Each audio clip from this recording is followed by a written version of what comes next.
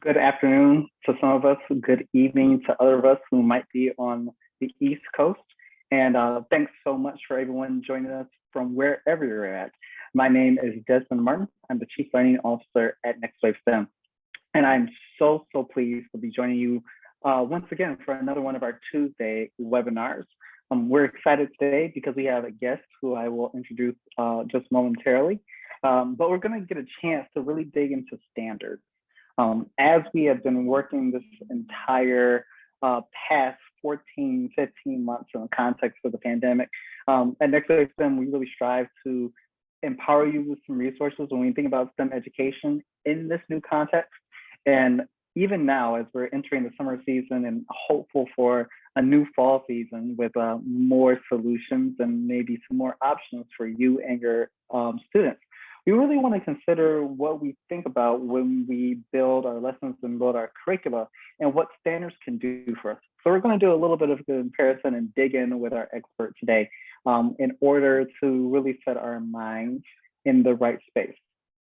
Before we jump in, however, I do want to just lay out our house rules. First, we are in webinar mode.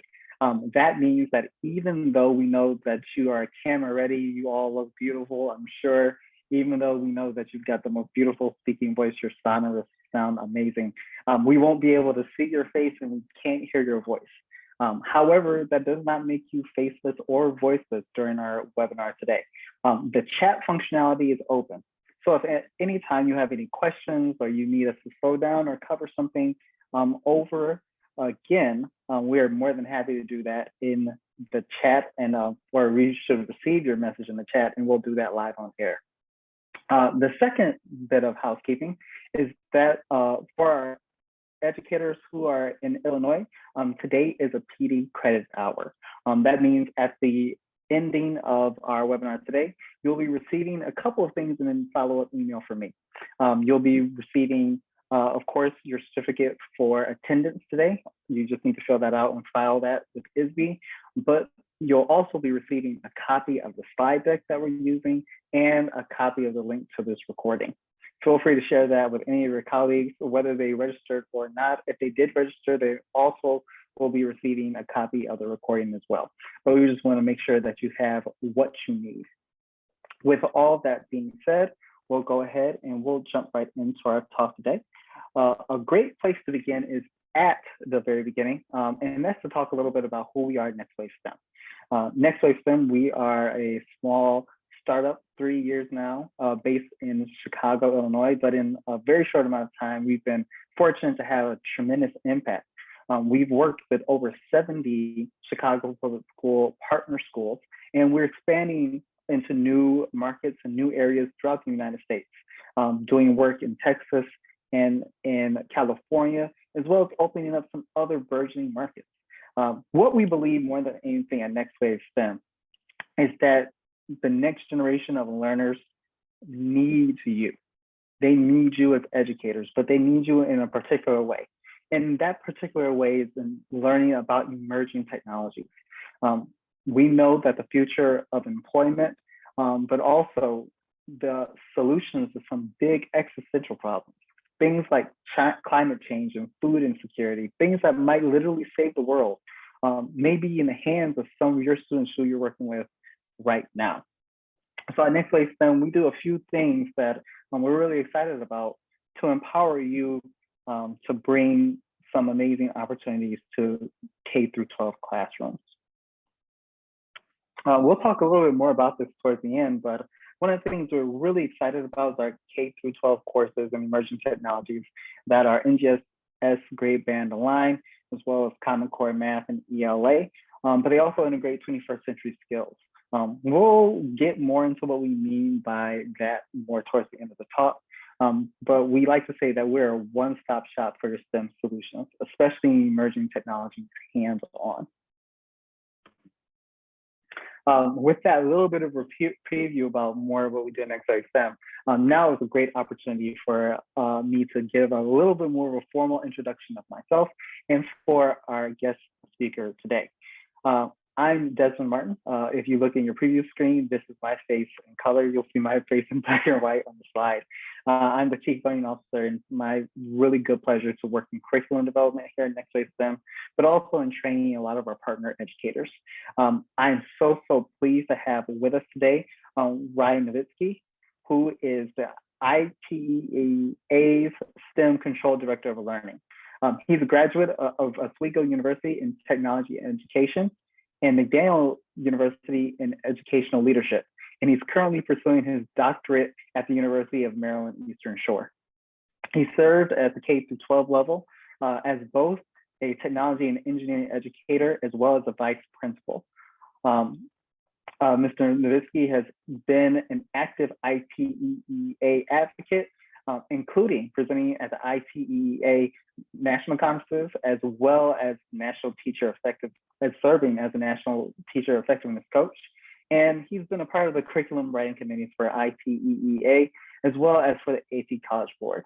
Ryan, thanks so much for joining us. Not a problem. Thank you for having me. Absolutely. I know that we've read your bio here, but is there anything else that you want to add to give a little bit more context for what you've got going on? A little bit. Yeah, so first I want to thank you for the opportunity for having me on for your webinar for today. It's a true pleasure to be here and to be part of this webinar in the state of Illinois. The ITEA STEM Center for Teaching and Learning offers several different areas of expertise to help to support educational technology and engineering or STEM educators overall. One of them being our comprehensive pre-K-12 content and curricula, Engineering by Design. And if anybody has any questions in regards to engineering by design, I know there's a couple questions coming my way for our current STELL. Just feel free to send them to me in the chat, and I'll also put my email in the chat at any time. That's awesome. Thanks so much, Ryan, just for being that open and available resource.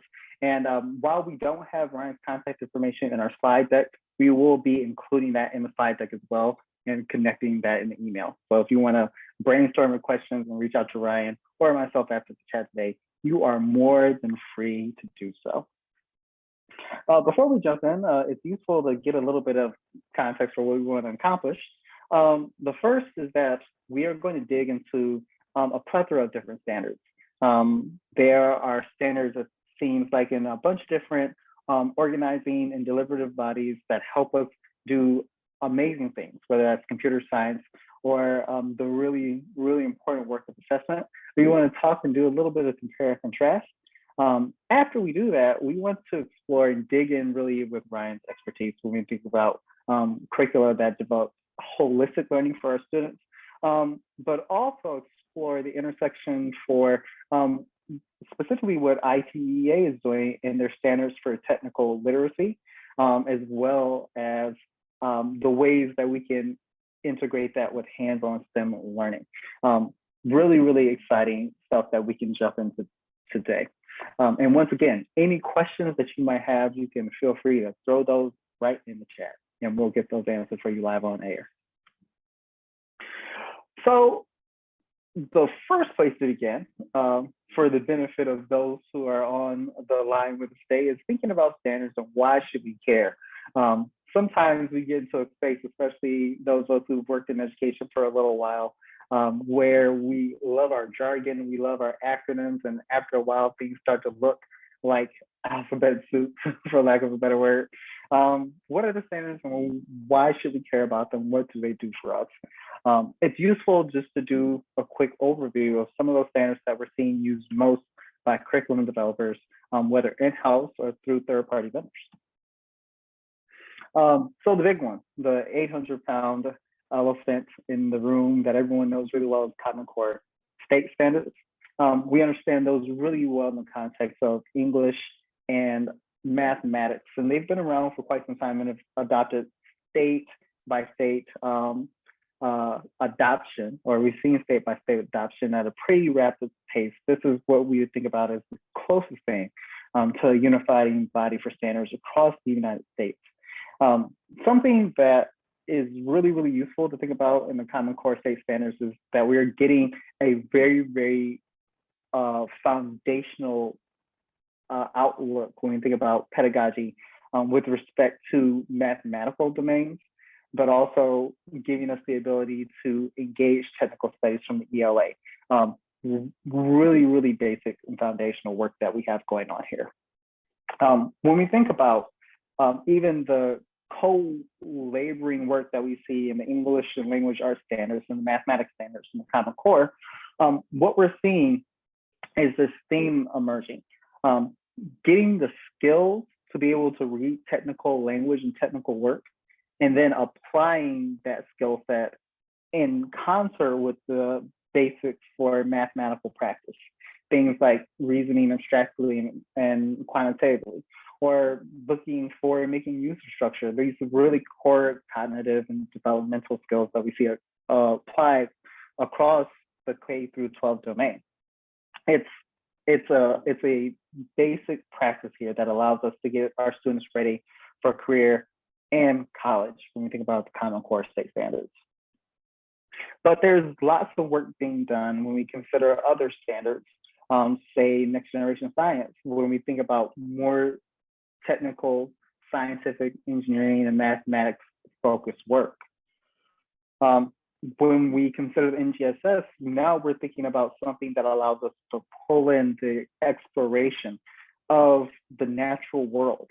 While those Common Core standards are really, really powerful, allowing our students to communicate both in written and spoken word, and then use the science, the abstract science of math to communicate about that world. The NGSS empowers our students across core ideas, science and engineering principles, and some cross-cutting concepts to learn more about the natural phenomena of the world in which they live. We're just empowering our students to do a deeper dive. When we consider what those standards begin to cover for our students, what we see is this idea of our 4 DCIs, our core areas in the physical sciences, earth and space, life and engineering, technology, and application of sciences.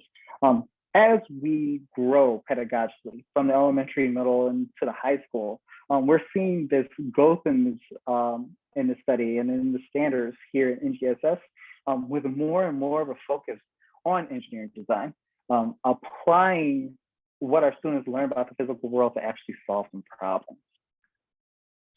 So the NGSS is all fine and good, but it's also useful to consider standards bodies like ISTE, International Society for Technology and Education.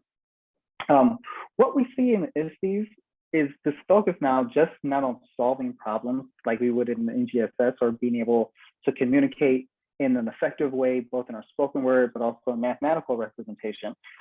What we're now considering is a framework for our teachers and our students to build on content knowledge that supports those Common Core standards and also CSTA standards. That's a set that we really won't get into both a whole lot today, but this is about using tools more and more and more. It's about using tools in a collaborative and peer learning way, which really replicates what we see in industry. Our students, as they're working in STEM, will work more and more consistently in teams.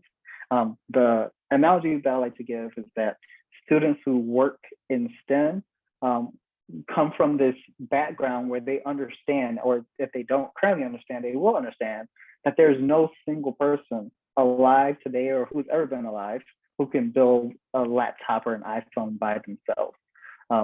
That is a culmination of tens of thousands of man and women hours in design and engineering and fabrication, and thousands of years of scientific exploration by human beings all over the world.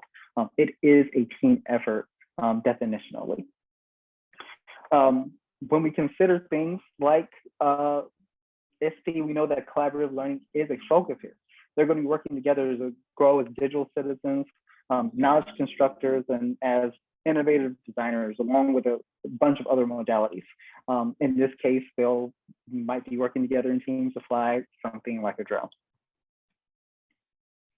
But the real star of the show that we want to talk to you all about today is standards for technological and engineering literacy, developed by ITEEA. So when we consider STELL, we really are in this place where we have this unique opportunity to not only consider core disciplines that we would think about with respect to engineering and technology specifically, we are applying those 8 core disciplines to specific practices. And then when we have our match core discipline and our practice, we're able to then apply that to varying contexts. If we do the quick math here, we're thinking about just on the very surface level, hundreds, well, over 100 different ways that we can approach critical thinking and lesson and curricular design. And this is really, really powerful because instead of focusing just specifically on technology or on teamwork, what we're doing, and I know Ryan's going to be able to speak to this really well, what we're doing is building up robust rigor for our students in that T and E sections of the STEM acronym. As we speak to teachers and we speak with students, we can ask them a simple question about what STEM is, and we will ask them to define that acronym. And usually the 2 letters that have a little bit of trouble in the definition are the E's and the T's. Thinking about what engineering is or what technology is and how we apply that and how we learn about that. The ISTE standards are so focused on allowing our students to build their learning from those perspectives. So just like I mentioned before, we have what becomes this beautiful tool here. And I'm actually going to shut up a little bit and turn it over to Ryan. Ryan, can you talk about what we have going on in the STELL?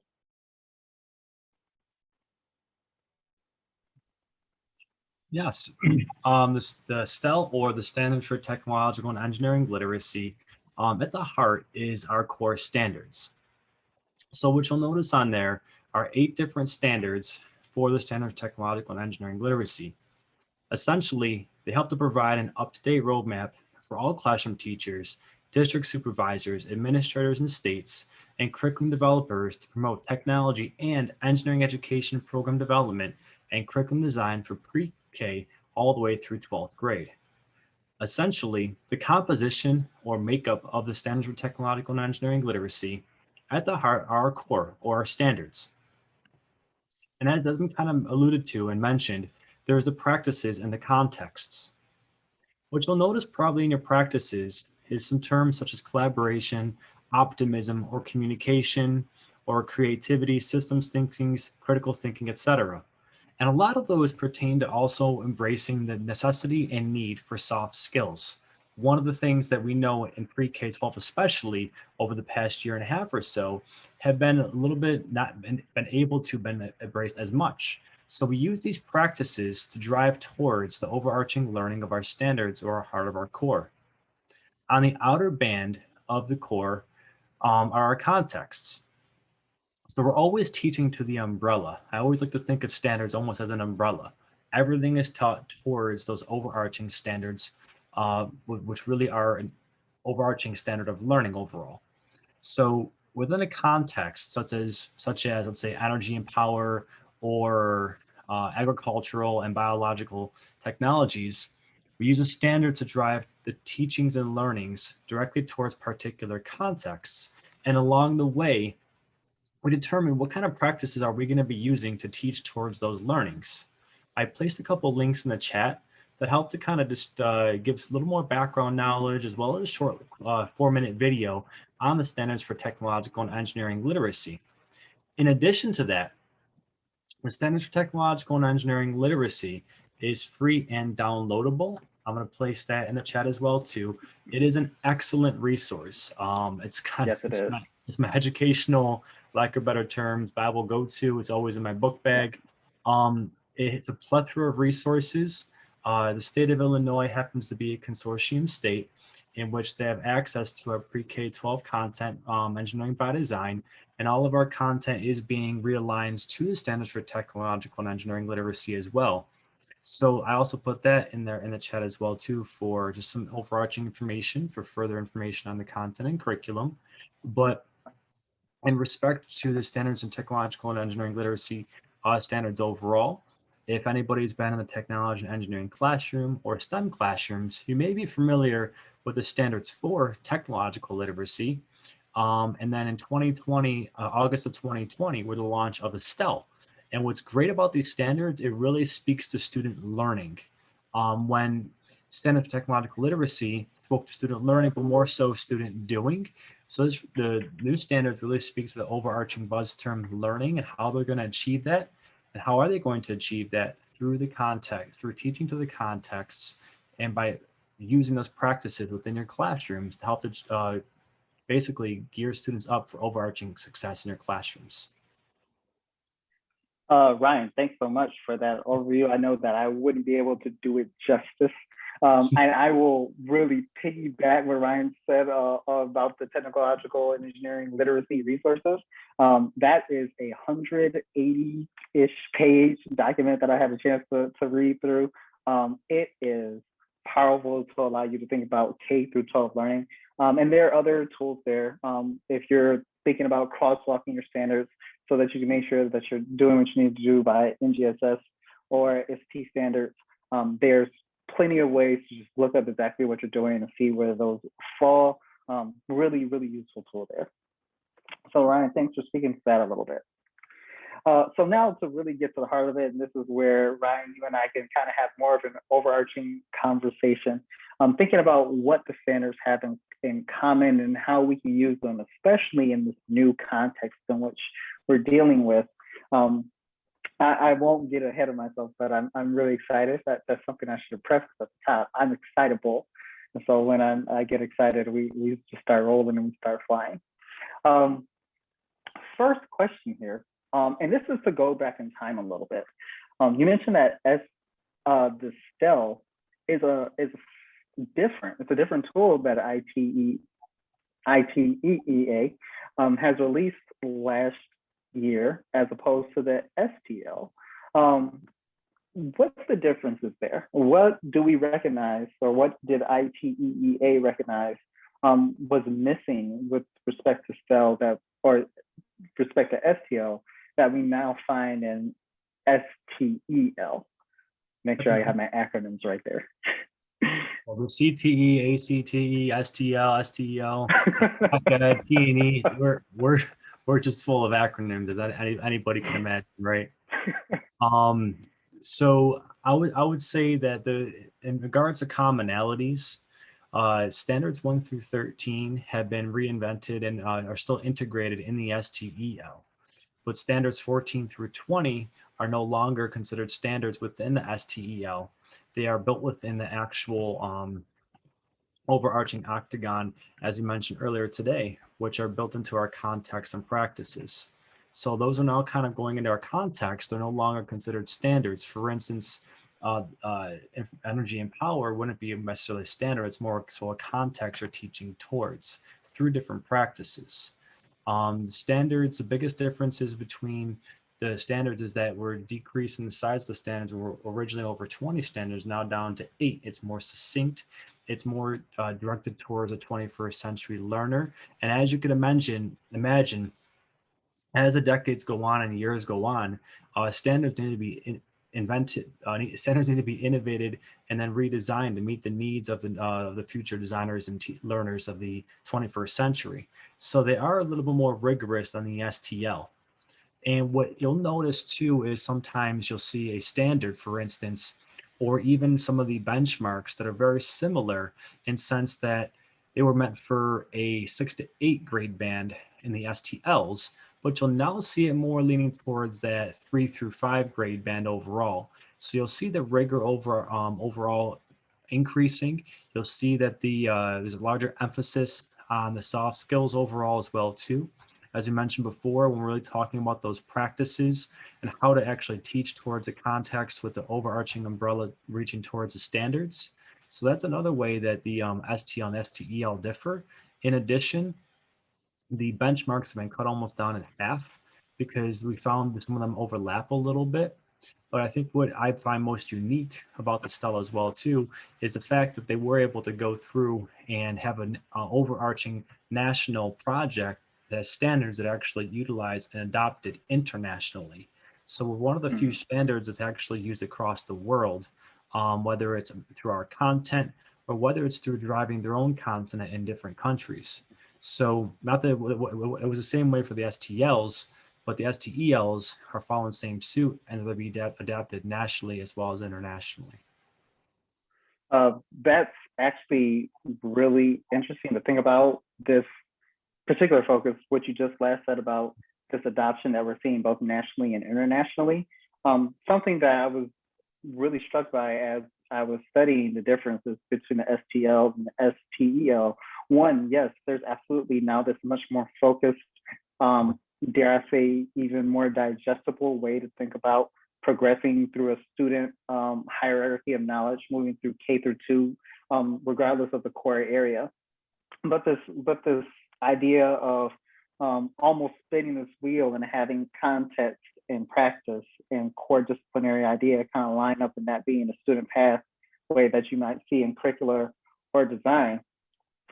What becomes apparent there is this thought process that seems to emerge that values and increases the value on soft skills. One thing that we've been hearing literally from decades about professionals in STEM fields, whether they're engineers or architects or designers, is a lack of soft skills to be able to actually meet clients and customers and society at large where they are. How much of if any, of that thought process really went into this idea of refining these standards? And I guess a more general question is, when you're thinking about technical STEM education, should we be even leading with those soft skills first? I mean, it's going to be an educational discussion, right? That's like the chicken or the egg discussion sometimes. But Sure. I think one aspect I want to talk about before getting to that one question you just mentioned now is there's two aspects I left out. Is as the STLs focus K-12, a big difference now is we focus pre-K to 12. It's a huge focus now.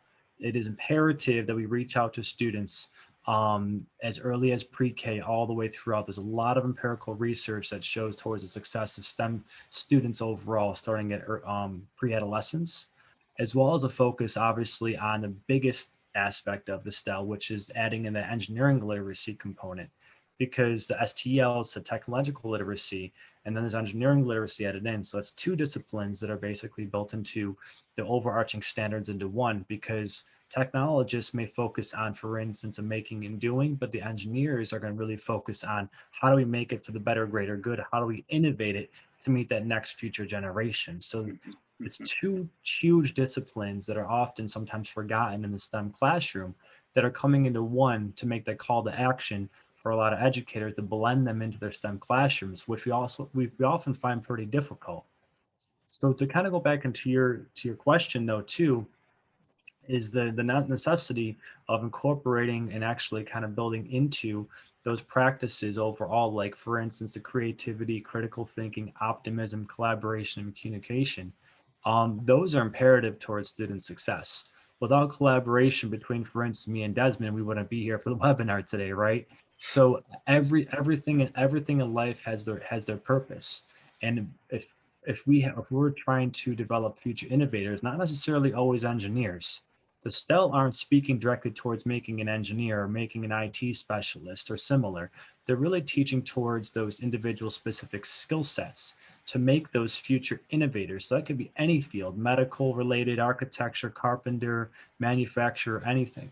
So those soft skills are going to be more and more crucial towards student success. And as things move more towards the digital world and virtual, how do we embrace those soft skills? And the STEL really helped to address those needs, because without collaboration, or for instance, without optimism, to try to find a better way to work collectively together, it's very difficult, because then you could obtain bias afterwards, or then you could leave out, for instance, a particular thinking you wouldn't have thought about before. And then you don't want it to happen, especially whether it's curriculum development or whether it's speaking just towards anything in life. Great question, Catherine. It's all right. To Catherine, the STEL, the STEL, the Standard for Technological and Engineering Literacy, newly released standards of August of 2020 of last year. I'll replace that in the chat for anybody who came a little bit later into the session. And the STL, meaning the acronym STL, are the standards for technological literacy, which were the former ITEA standards that were made in the early 2000s that reached out toward a lot of the technology and engineering classrooms, but they didn't speak to all the needs of the 21st century learner. That's why the innovation took place overall. But I replaced some resources in there into the chat for you. That's perfect. And thanks so much for that answer there. When we think about considering soft skills around collaboration and optimism, for example, creating a more holistic learner, not thinking, to your point, just about engineers, but also about medical professionals and those who are going to be using more technical skills regardless of their future employment more and more and more. That's going to be everybody. I want to shift back a little bit here because that difference is really important when we think about educating not just future engineers and technologists, but thinking about everyone who's going to be using technology more and more in the work that they do. Another question that I had, which is not quite in that lane, but very similarly thought out here, is that when we consider the application of standards, do we now have to adjust the way that we approach our core disciplines, our practice, or our context with the proliferation of emerging technologies?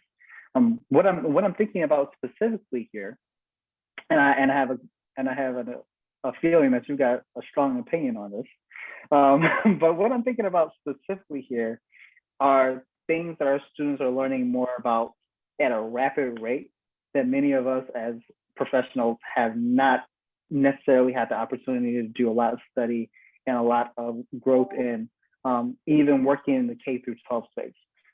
Students are learning more and more in the computer science domain about artificial intelligence. And a shout out to everyone here that does great work with CSTA to really bolster that understanding of computer science and artificial intelligence in particular. But for many of us, myself included, there is still this gap in which for some of our students, we may be running to catch up. Do we feel like what we're doing here with the STELL allows the flexibility for an emerging technology like artificial intelligence, or something we can't even predict quite yet with an emerging technology? Well, sometimes, this is my professional opinion, I like to think of standards a lot of the times almost like a vision for a company or a school. Is that obviously you're going to have your mission, which you're driving for, and how to get there. Then you have your visions always kind of overarching and always aspiration to get there. And as visions change, standards may change over time based upon need of the ever-changing learners or the societal needs. I mean, just thinking about everything nowadays going on with Tesla and Elon Musk and Space Force and somehow end up on Mars. I mean, there's so many different things that are just changing beyond our imaginable minds right now. But to really relate to that question, I think that the way the standards are built right now, for instance, when we're talking about impacts of technology, that's more going to be a constant, because impacts of technology can always be addressed in any kind of manner, and it can always change the learnings to reach that overarching standard. Now, what may change along the way, for instance, our individual benchmarks to be maybe modified to reach that in order to actually get the overarching learning aspect. But I don't believe that the overarching standard will necessarily change. Talking about, for instance, influence on society of technological development, nature and characteristics of technology and engineering, or history of technologies, a lot of those standards remain constant because you can always reach there some way. And when we're talking about practices are always ways in which we're going to go through and try to reach that overarching standard afterwards. Just how are we going to get there is that practice, and what are we teaching through, which are those contexts. Now, granted, though, in the future, you may see a couple contexts changing or something that's added in that just are unforeseen, because there's going to be particular change that you don't know, or you can't foresee.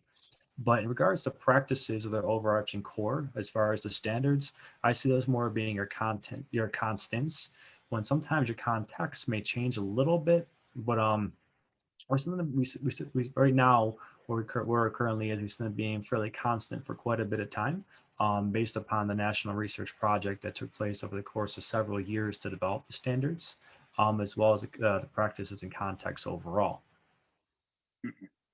That's a very considered answer. I think that yes, we've got flexibility here to consider, for lack of a better word, the context with which these new technologies will affect our societies. And to my eye, it makes sense that we might see shifts in the context, maybe not so much the practices or the standards. But when you talk about practices, I actually want to take just a slight detour here and talk about one practice that you had in mind and just put a highlight there. One practice that we see baked in to STELL that we don't see very many other places is the attention to ethics. This is a very, very interesting decision that's made from the position that what we consider to be ethical use of technology, what's acceptable societally, how technology is continuously used, and what that means for individuals in society is really, really different based on cultural context, based on history of technology, something else that we have to consider as we're working through in practice, based on even prevailing trends and how we feel about political and technological leadership. When we consider practices in attention to ethics, especially in emerging technologies, an example that I might give is the way that our students might have to think about what it might mean for more drones to be flying and doing different jobs and different tasks. How might that change? How might we approach that, even if we're not necessarily settled on what our ethics are around technology right now? I know that's kind of a big question, but it's one that is worth considering.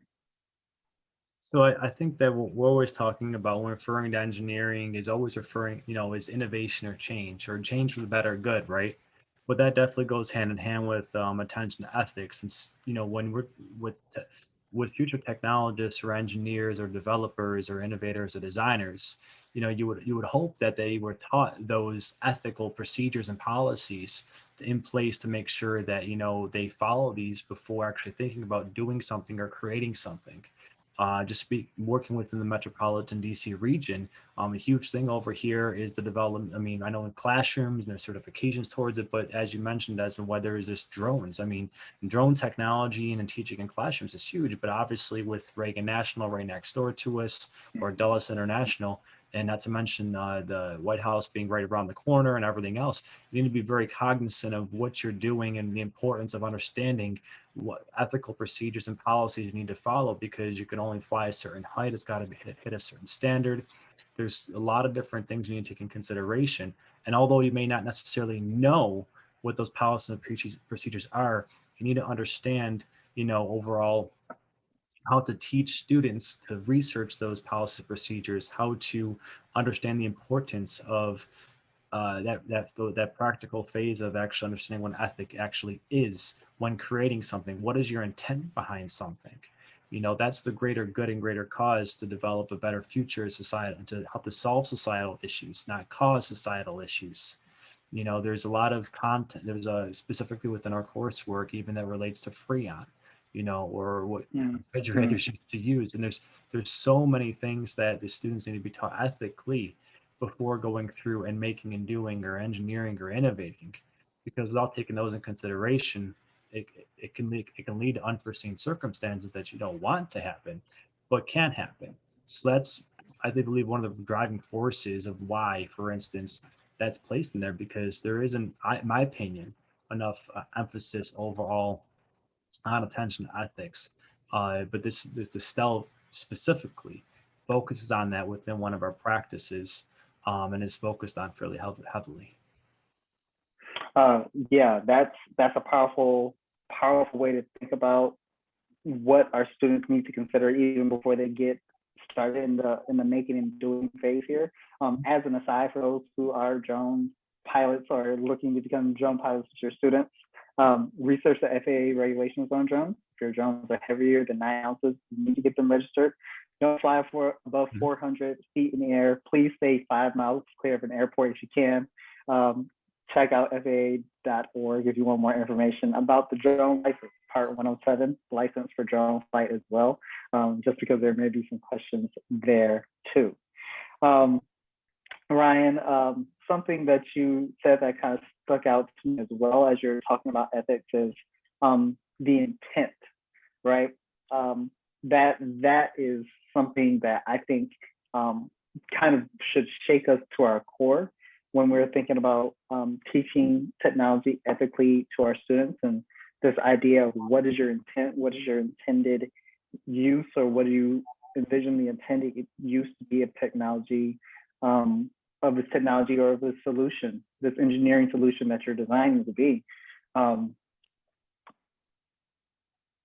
Without getting too deep into the weeds here, do you think that there's going to be this space where we see this idea of intent become perhaps even more important than the technology itself?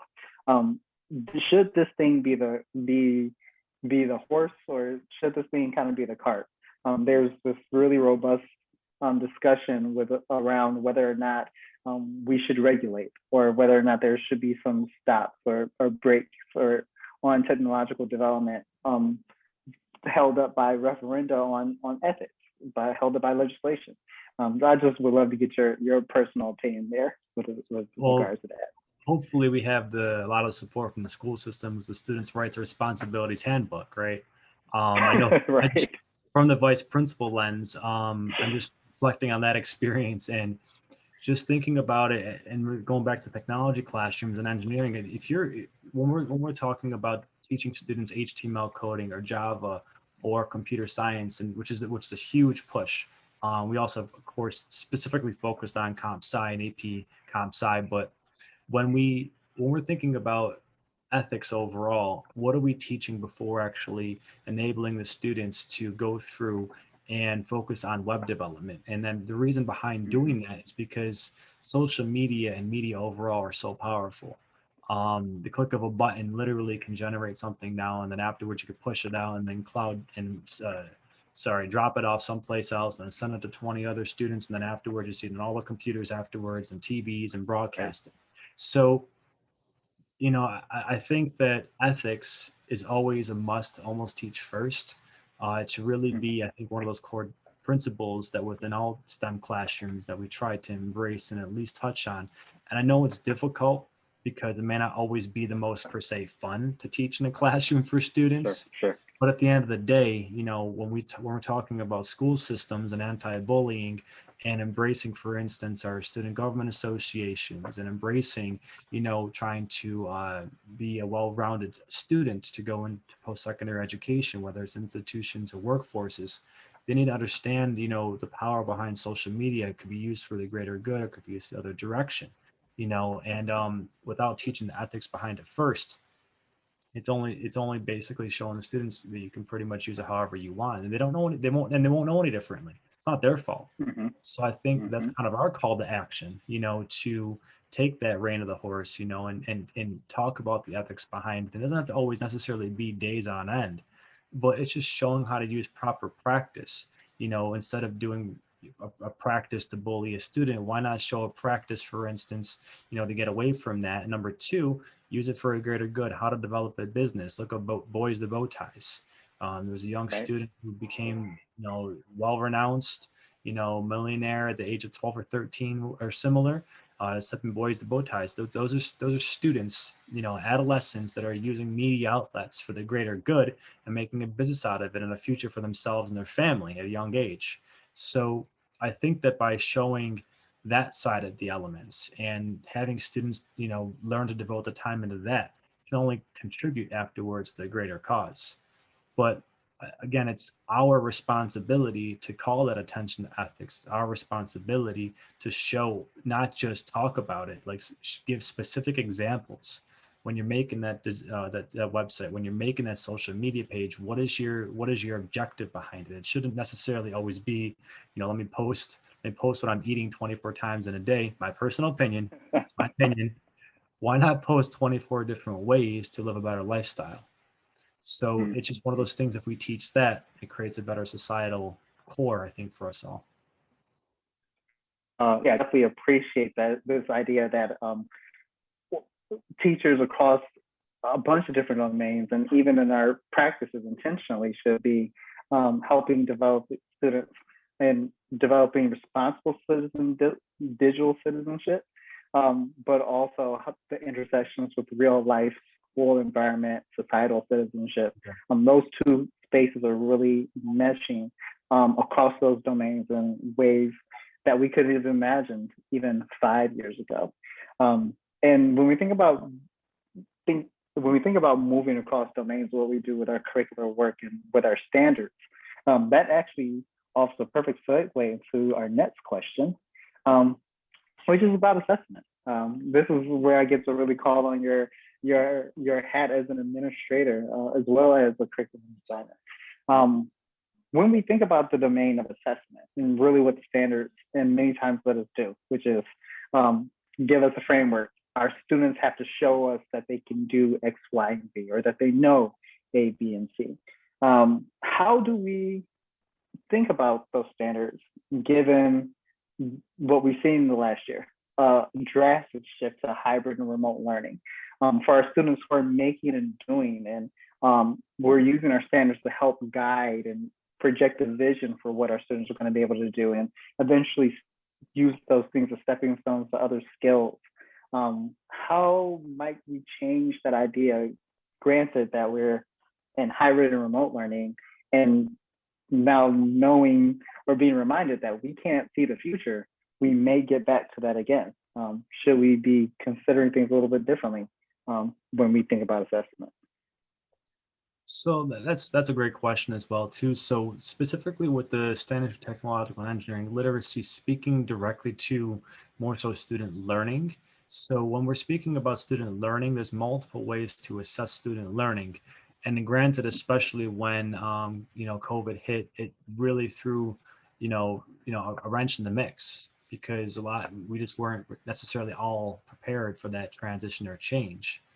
But the means of assessment, we have to be a little more creative. For instance, when we're attendance is going to be is one of those barriers. So how do we assess students when we don't know if they're visually here or not? Even for webinars, we're here, we're present, but are we really cognizant of what's going on? So there's so many layers to try to take into the assessment model. So my biggest advice, especially if we're going into those hybrid models or virtual or not knowing about the future, preparing for the future, is try to embrace different technologies to help to engage students in your classroom.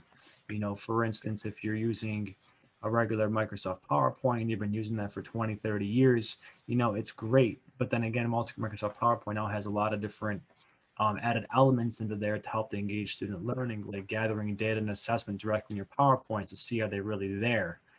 Sometimes we gave multiple choice questions, but those don't always show, for instance, understanding, especially when it comes to virtual sense. You can't see if a student is now texting another student, although they're good at that, even in a classroom. Don't get me wrong. I could text on my phone. So, but at least in that virtual space, you can try to gather some more understandings through inquiries. So if it's a question, if it's a brief constructive response in the form that's given during a presentation, or you're asking your student to, if it's a student who has an IEP, you have to still adhere to regulations. So you may have a student do a recording of themselves, not necessarily a photo or video, because there's restrictions with that as well too, with privacy. But maybe just having them do a voiceover, maybe just have them do a screencast without even showing their face, to say, hey, you know what, I want you to show me an understanding of ABC. You can verbally say it to me, and you can actually give different ways of doing it. I think that opens up a different realm also for students. So although we may be in that virtual space or hybrid, or we don't know, or physical for the following year, I just think that we have to be more creative in how we're going to see if students are learning the way we are hoping that they're going to be learning. And again, just you got to think about different ideas to do that. That was a huge question that came our way, especially being the director of learning and our content. What is being offered? So, are we making, are we making further PowerPoints that are recorded? Are we showing a different way to do an activity that used to be hands-on? And if not, then how can I find one? Trying to seek out additional resources. Sometimes I used my students when I was teaching to develop resources and help to develop further resources for further classrooms. It can be a shortened, a verbal presentation you're delivering the same exact day, get the recording and chop it down and give it to the students in a jiffy. So I think there's still many ways to assess students, but the way you do it, you need to be very methodical, because multiple choice sometimes, again, personal, professional opinion, is that it can be very difficult to measure that, especially if you can't see what's actually going on. So you really have to challenge the intellect and having students think analytically about what you're asking of them. So it may be multiple choice, but then a follow-up for true understanding. You just differentiate in regards of there. It can be a submission of a voiceover. It can be a podcast. It can be, form built within a Nearpod. It can be a student, literally making a drawing, because I know that a lot of the times, in order to reach that differentiated learner, I used to embrace, students who were very creative. And instead of, not necessarily always going through and creating something like a three-dimensional rendering via Autodesk Inventor or an Onshape, sometimes I had the students just through expressionism develop themselves, or I had also had students write lyrics down to do different things in regards to solving an issue, an everyday problem. There's a lot of different ways to measure it, but you need to do what's best for you and your kids. So it's just finding that different way to reach that student learning, I think. That differentiated way of considering and getting creative with our student deliverables, for lack of a better word, becomes so important given this context where we're going to see, or have been seeing and might see again, physical distancing. And I love this idea that we're getting away from some of our tried and true practices. One, by necessity, but two, because now we create these really amazing assessment moments for our students. One thing I'm really interested in, because this is a nut we haven't necessarily cracked, is this idea of even collaboration in this space when we think about technology or engineering, knowing that's the nature of the field and of the industry.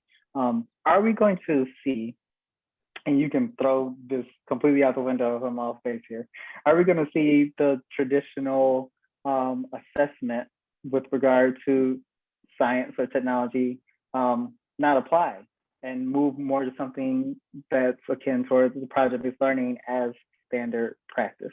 Are we going to really consider the more longitudinal assessment path as opposed to that big summative assessment that we still see used in so many contexts?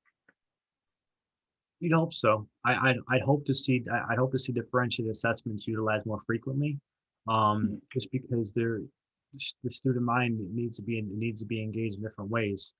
Just because you failed a multiple choice test once, we all know that one student may shut down for the rest of the year, but he has the potential to be something great. And being told that he's not is an issue. So if he doesn't do well in one, how do we try to get him back on course? I can only make an opinion, just personal professional opinion, in that I think that we are trying to, not necessarily through ITA or through the STELL, but my opinion, again, educationally speaking, is that I could assume they're going to be making different ways to assess student learning overall. And you'd hope so as well too. My opinion on that area, that's a very touchy subject, because I'm not always a proponent necessarily, especially being a STEM educator by trade and heart and through undergrad for the past 15, 20 years. I've always believed in multiple ways of assessing student learning. If I didn't have my engineering and technology teacher, if I didn't have that as a technology engineering student back when I was in 6th and 7th grade with my technology and engineering teacher, showing me different ways as rubrics and then multiple choice, and just showing myself that I'm capable of doing something. Then I would have let my freshman teacher afterwards, when he told me I wasn't going to amount to anything, directed to me because I failed the test, that could impact you. So, right. Not to say that I'm the same as everybody else, but we all have our own stories. we all have our own ways of coming about in life. So I just think that I have seen some more creative ways. I have talked about educational professionals and teachers and across the country a little more, and they're being more creative with it. I can't speak to standardized testing. I can't speak to state testing or national testing in that sense. But I could hope, only think and imagine that in the classroom sense, we have to be more creative to reach out to all students to make sure we're all moving towards those overarching standards. More importantly, true, authentic student learning. That's awesome. And I know that, like you said, you can't necessarily speak to every situation and really can't wade into the water there. But we at NextWaveSTEM, we're kindred spirits to think about differentiating our assessment opportunities for our students, because yes, that will really has the potential to impact student learning outcomes when we think about things like confidence and optimism.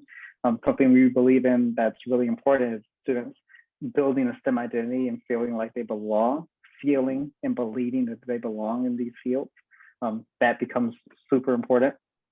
But when we think about that, we also want to make sure that our students, on top of feeling that they belong, also have these opportunities to show what they know in different ways, because that's what the industry will demand. Industry doesn't demand standardized testing. It does in some particular instances, but we have to be creative in what we deliver in terms of solutions, and that's not a cookie cutter thing. So that's really encouraging to think about what that means for our students as they're matriculating.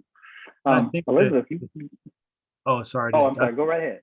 But to add on to that, again, I can't speak for all AP tests. I can't speak for all standardized testing, but just speaking from the direction of some, we have a computer science principle, AP computer science principles by design course that directly aligns to computer science principles A for the AP test.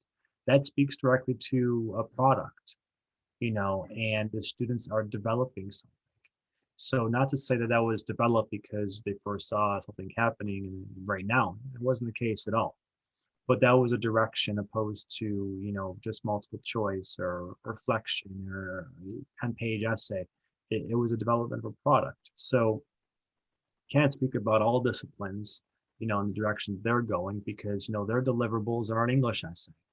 But when it comes to our fields, our deliverables can speak to essays, but our deliverables can also speak to products. So even if, for instance, looking towards a certification in PTC Onshape, or looking for a certification in Autodesk, or heck, looking towards a certification in Google Level 1, you're speaking towards product development, and these are things that some students are seeking out to do. So to that end, I could speak to those areas, and I do know they're all high in demand because they're being asked by the companies, and they are industry based. They are accepted in school systems. So I think that may help to also just help to speak to what is the direction, and then with Perkins 5 funding coming through and helping to support a lot of initiatives, that only supports our fields of study. That's a really important thing to consider there, just what you said, that it's going to look different for different disciplines. And we're seeing like really interesting opportunities there. Elizabeth just dropped something in the chat here. I'm not sure if it's a comment or a question, but it's an interesting statement regardless of the punctuation here. This conversation of how to bridge the gap between classroom learning and different modalities of learning, along with standardizing a curriculum nationwide. Interesting idea here, and even that, if we consider it as a question or a statement, begs the question of necessity. But I think the necessity and urgency is there if we consider the globalized nature of the world in which our students are going to be living in.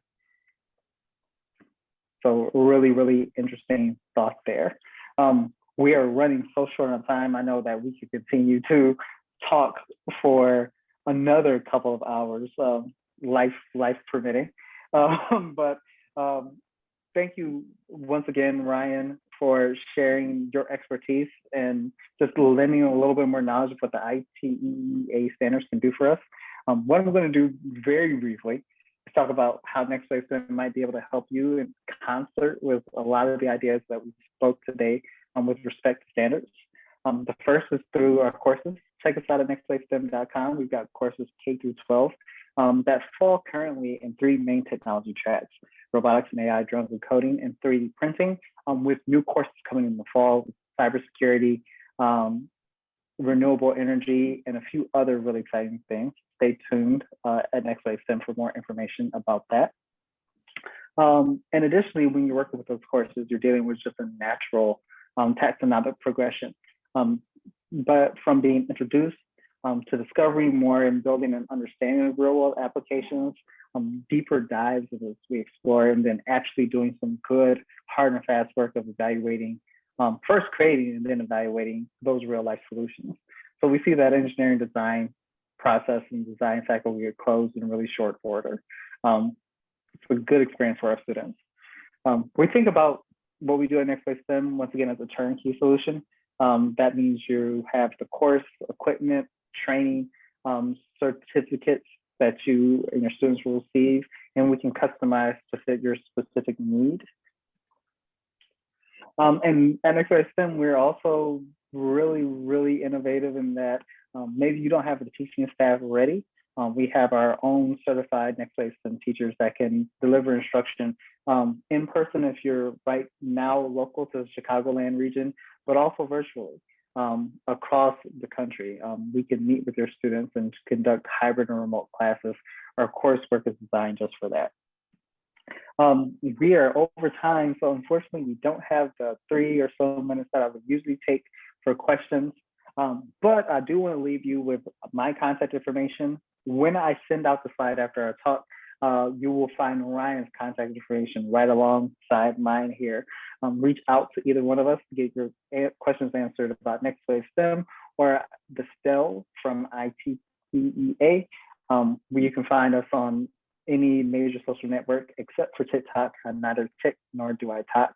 That's something that we might one day have an intern to work on, but not yet. With that being said, I want to thank everyone so much for coming out, and I'm going to throw it back to Ryan for any final words, thoughts, wishes, affirmations, funny stories, anything that you got for us, Ryan. No, just wanted to thank you all for having the opportunity for me to be out here to speak to everybody, whether it's state of Illinois or beyond. I placed a couple extra resources directly within the chat. Again, if you had a chance to time in earlier, a little bit later, feel free to email me at any time. And it's, even with NextWave, even if you're an EBD teacher now, you can use their content within our content. So it kind of works hand in hand, and always feel free to do that too if you're an EBD teacher. This where you're able to integrate everything directly and supplant based around your needs, not what we think you should teach, what you should teach to your kids. So just again, thank you for the opportunity. Thank you to Desmond and his team. And again, if you have any questions, feel free to reach out to me at any time. Awesome, Ryan. Thanks so much. To everyone who joined us, be safe and be well, and we will see you again next Tuesday. Bye now.